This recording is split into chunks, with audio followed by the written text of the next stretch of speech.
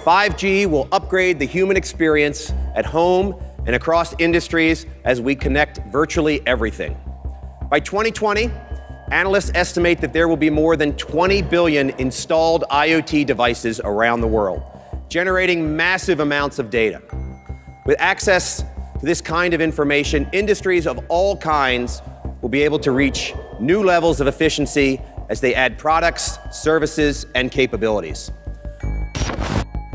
As you may have heard by now, telecom companies are currently scrambling to implement fifth-generation cellular network technology.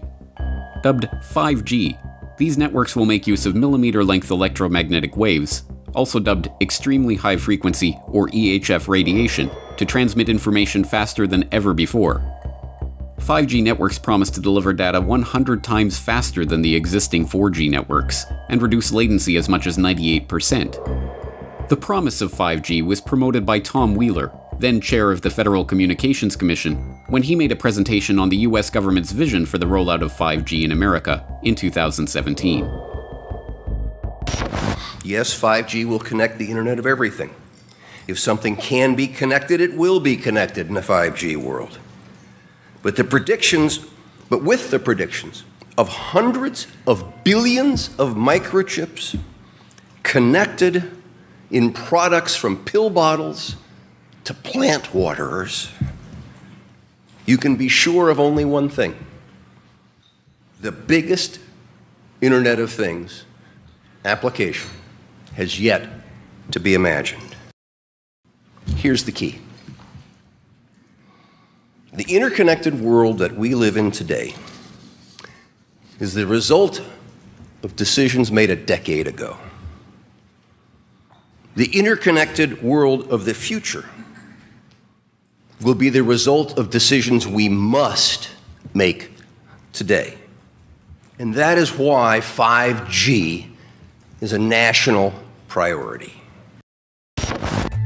But after the initial surge of hype that surrounds any new technology, the dark reality of this new 5G-connected Internet of Things is starting to come to light.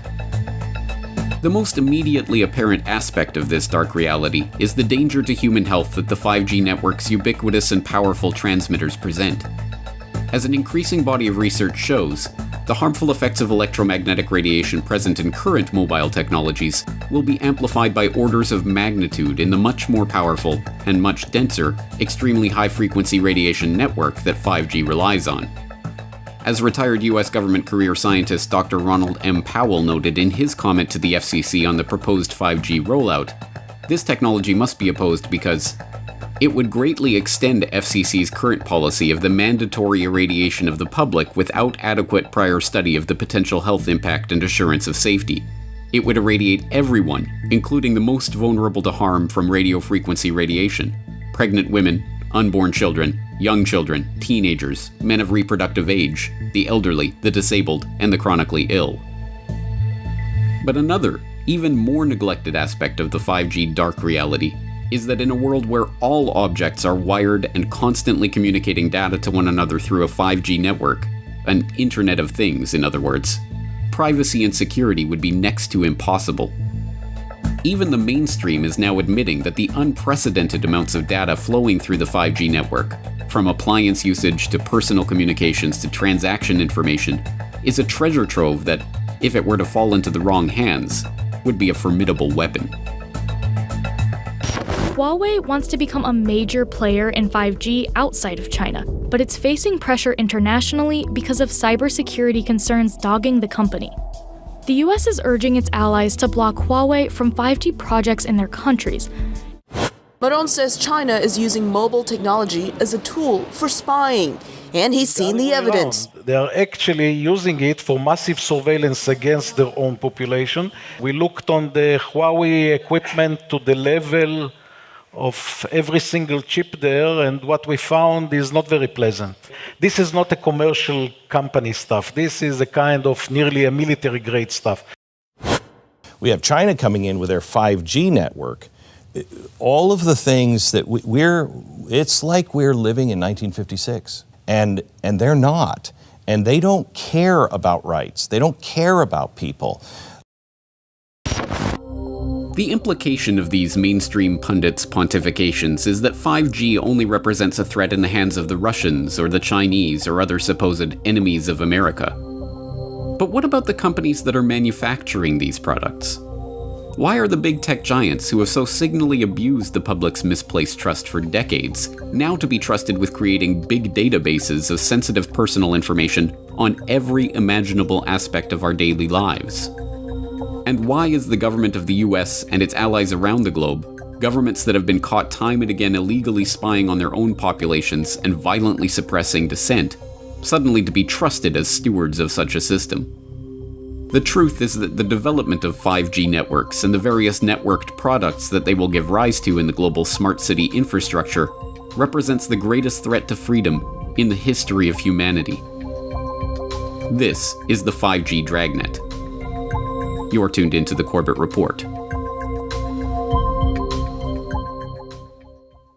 The vision of the future offered by the proponents of this next-generation cellular technology is one in which every object that you own will be a smart object, communicating data about you, your movements, and your activities in real time via the ultra-fast 5G network.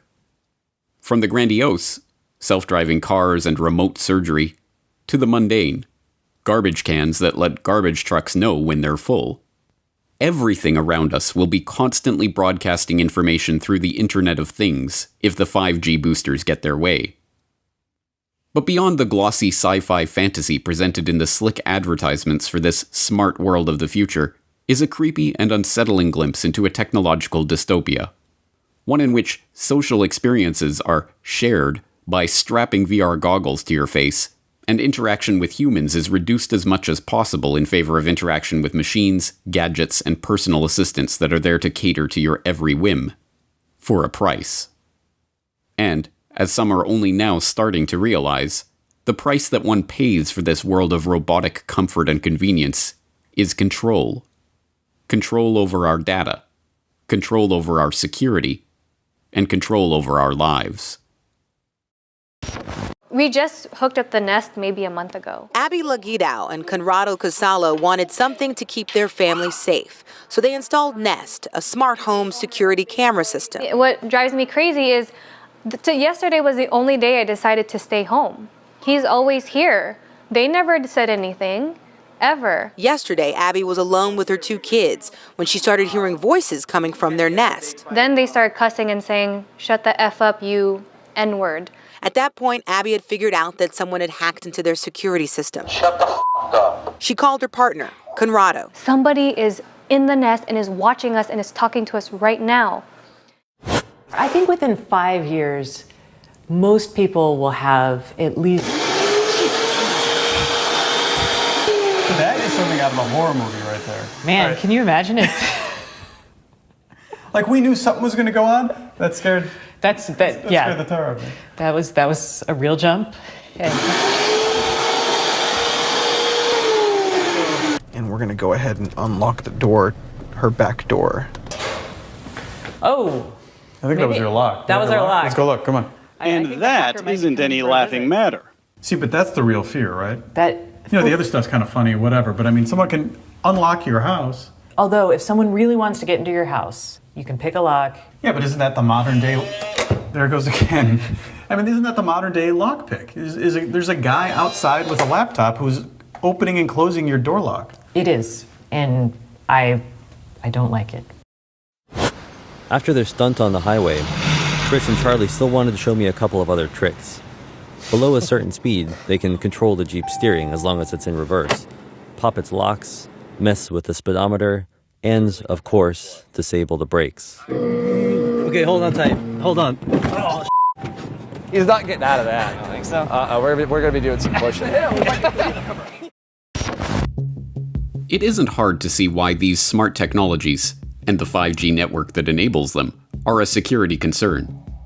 And, in that context, it isn't hard to see why Chinese companies like Huawei and ZTE are now being targeted as potential national security threats and barred from developing 5G network infrastructure in country after country. After all, with access to that much data and information, let alone the ability to communicate with, hack into, or disable everything from our smart TV to our smart door locks to our smart car, a potential adversary with control of the 5G network would have nearly limitless power to surveil and control a target population. But given that these powers, the ability to access our most intimate data and to take control of our homes and personal appliances, are not bugs, but features of the 5G connected Internet of Things, the question is, why is there such a headlong rush to connect this network? Is demand for smart dishwashers and smart toothbrushes and smart baby monitors really so overwhelming that it requires us to put the security of our homes, our possessions, and our families at risk? What is really driving this frenzy for a world where every new object we buy presents another potential vulnerability, another device that can be hacked into to steal our information, to track our location, to record our conversations, and to disable our appliances? One answer to this question lies in the fact that intelligence agencies, whether Chinese or Russian, CIA or MI6, Mossad or CSIS, will make use of the vast amounts of data flowing through these networks to spy on the public. In fact, the members of the so-called intelligence community did not even hide this fact. They openly gloat about it. In 2012, then CIA Director David Petraeus admitted at a summit hosted by In-Q-Tel, the CIA's venture capital firm, that the CIA was not just able to, but actually eager to use these smart devices as a tool for spying. Transformational is an overused word, but I do believe it properly applies to these technologies, Petraeus was quoted as saying, particularly to their effect on clandestine tradecraft. Items of interest will be located, identified, monitored, and remotely controlled through technologies such as radio frequency identification, sensor networks, tiny embedded servers, and energy harvesters, all connected to the next generation internet using abundant, low-cost, and high-power computing. Lest there be any doubt about the intelligence community's intentions to use these devices to spy on the population, then Director of National Intelligence James Clapper confirmed this approach in a report to the Senate Select Committee on Intelligence in 2016. Smart devices incorporated into the electric grid, vehicles, including autonomous vehicles, and household appliances are improving efficiency, energy conservation, and convenience. However, security industry analysts have demonstrated that many of these new systems can threaten data privacy, data integrity, or continuity of services. In the future, intelligence services might use the IoT for identification, surveillance, monitoring, location tracking, and targeting for recruitment, or to gain access to networks or user credentials. Whistleblowers from within the intelligence establishment, whistleblowers like Russ Tice and Bill Binney, who are actively shunned by the same mainstream media that breathlessly reported on Edward Snowden, have already laid out in exhaustive detail how the NSA is collecting all data flowing through the internet as we know it. Every phone call, every email, every web search, every file stored to the cloud, everything that passes from one computer or phone to another is being stored, cataloged, databased, and data mined to construct detailed profiles of ordinary citizens. But now that the 5G network is promising to deliver us not an internet of phones and computers, but an internet of things, from cars and watches to fridges and hats to milk jugs and floor tiles. When every manufactured object is broadcasting information about you and your activities to the world at large by default, and when it is discovered that opting out of this surveillance grid is not an option, the true nature of the 5G panopticon will finally begin to dawn on the public. But by that point, it will already be too late. Cities use data every day. Everything from showing you when your next train will arrive to measuring the air quality in different neighborhoods. Typically, all this information is spread out across a ton of different agencies and companies in a bunch of different file formats and spreadsheets. But at Keysight, we have the chance to start from scratch and build a single, unified digital platform that's transparent, open, and accessible for everyone working to make our cities better. The leaders behind Toronto's first data-driven smart city are under fire tonight after yet another resignation. This time, a member of Waterfront Toronto's digital advisory panel quit and wrote a strongly worded letter on her way out, sharing her deep concerns about privacy and data control. I want to get some feedback now from the former Information and Privacy Commissioner from the province of Ontario, who, when last you were here discussing this very topic, you were kind of bullish about it. And then I just couldn't happen but help notice that you've resigned from your involvement in all this. What happened? And I didn't do it lightly. I wanted to draw attention to the fact that we had to make sure that all the personal data that was being collected automatically by the sensors and other technologies were de-identified at source, anonymized at source. De-identified meaning? Meaning no personal identifiers. You wouldn't know it's Ann Kavukian walking or you or this is my car or anything. And the reason that was critical is unlike most uses of what I call operational data, where the individual, the data subject, can exercise some control over the use, the operation of that data. They can consent to it, they can revoke consent, they can choose not to consent. They have some sense of control. With the data here, you have no control. It's all being collected automatically with the emerging technology, sensors, all picking up data. But it is not just the intelligence agencies or the big tech conglomerates who are set to profit from the creation of this newer, stickier World Wide Web. In fact, the 5G-enabled Internet of Things is a necessary part of the creation of the system of total control, physical, financial, and political, that the technocrats have been lusting over for a century now. As viewers of Why Big Oil Conquered the World will know by now, the technocrats are adherents to an ideology dubbed technocracy, which holds that all modern-day problems, be they social, economic, or political, can be solved by the scientific engineering of society. In the technocrats' vision, teams of engineers, scientists, economists, and other specialists, if given access to enough data about the world around them, could scientifically balance production and consumption such that inflation, recession, geopolitical conflict, and other sources of strife will be eliminated forever. As the co-founder of Technocracy Inc., M. King Hubbert laid out in the group's founding document, the Technocracy Study Course, the amount of data needed to bring this techno-utopian vision to reality is truly mind-boggling. In the Technocracy Study Course, Hubbert, like a good technocrat, laid out the exact conditions that would need to be met for this vision to come to pass. According to him, technocracy would require all energy usage and all consumer spending throughout the nation to be calculated and registered on a continuous and instantaneous basis, a 24/7 inventory of all production and consumption, a complete registry of all products available for sale, where they were produced, how much energy was expended in their production, and where and when they were sold, and finally, a specific registration of the consumption of each individual, plus a record and description of the individual. Hubbard's vision was not just that of a totalitarian society, in which every detail of every interaction was recorded and reported to a central authority, but, for the 1930s, the concept of continuously and instantaneously updated registries of every good in the economy was not just audacious, but borderline insane. As unimaginable as a real-time database keeping track of every transaction and every manufactured product in the economy was in the 1930s, that is exactly the world we are looking at as smart meters collect information on smart appliances connected to other smart objects through the Internet of Things. And, crucially, the sheer amount of data being generated in this smart grid and the constant real-time communication required to keep the system functioning would be impossible without the 5G network. 5G is not just a neutral mobile network. It is the backbone for a system of total surveillance which has been written about and worked toward for the better part of a century. The world of the technocrats, the world of the smart grid, and the world of constant real-time surveillance of everything would not be possible without the 5G network that is being installed right now.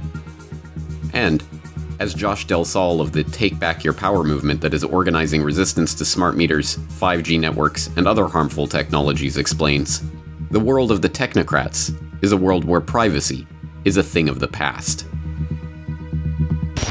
So with the smart meters, they'll be able to tell exactly what's going on in your home at down to the microsecond, based upon 24/7 communication with all of your appliances, which will also in the future, if this goes through fully and if there's not a public backlash, all of your appliances will need to have a wireless transmitter on them, and they'll need to be, certified under some smart, program.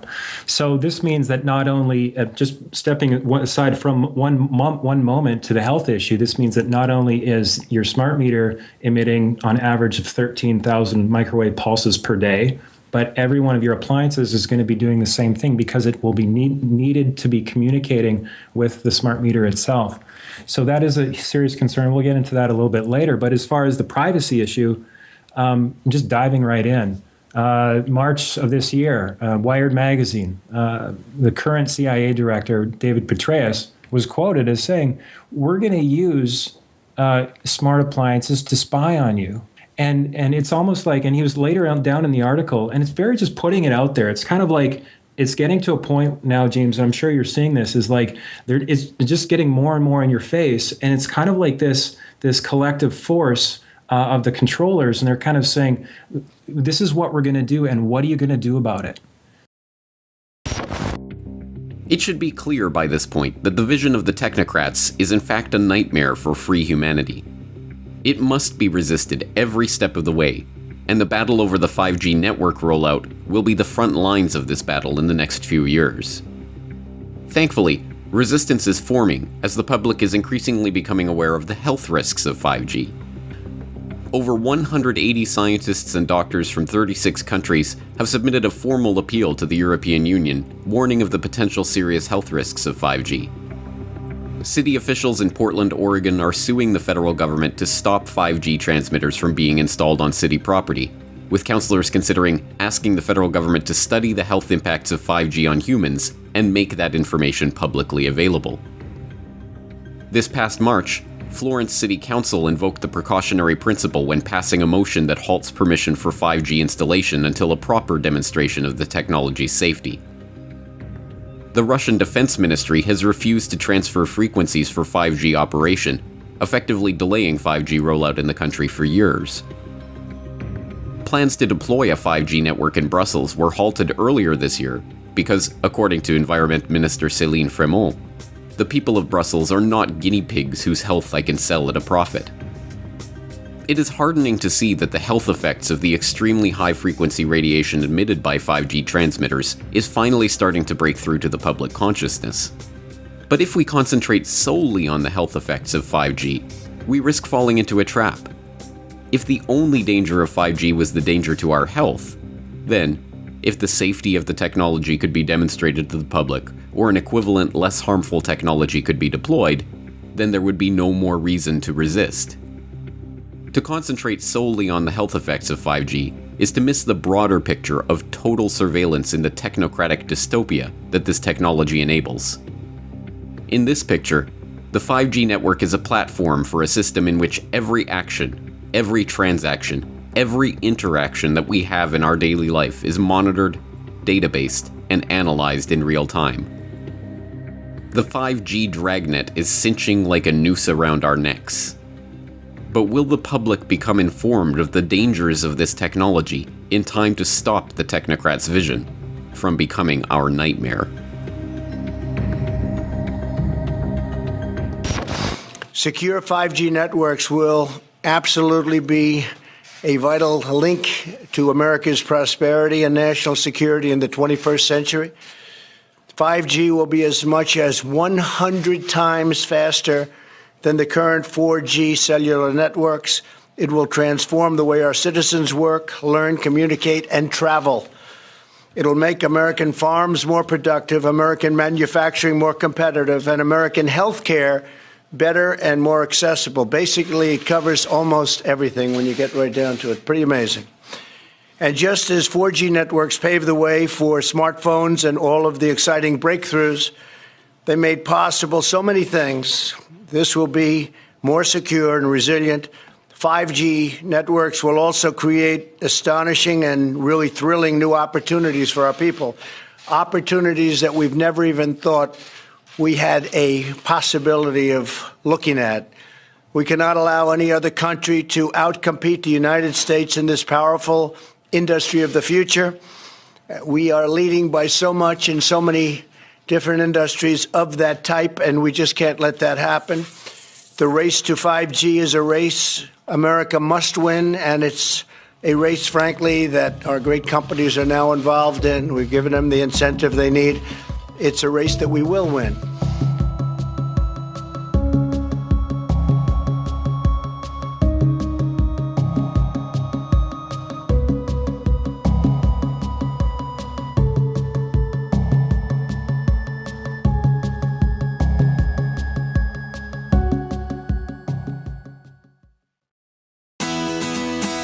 The Corbett Report is brought to you by the Corbett Report subscriber, a weekly newsletter featuring James Corbett's International Forecaster editorial, recommended reading and viewing, discounts on Corbett Report DVDs, and once a month, a subscriber-only video. Sign up today to start receiving your copy at corbettreport.com/support.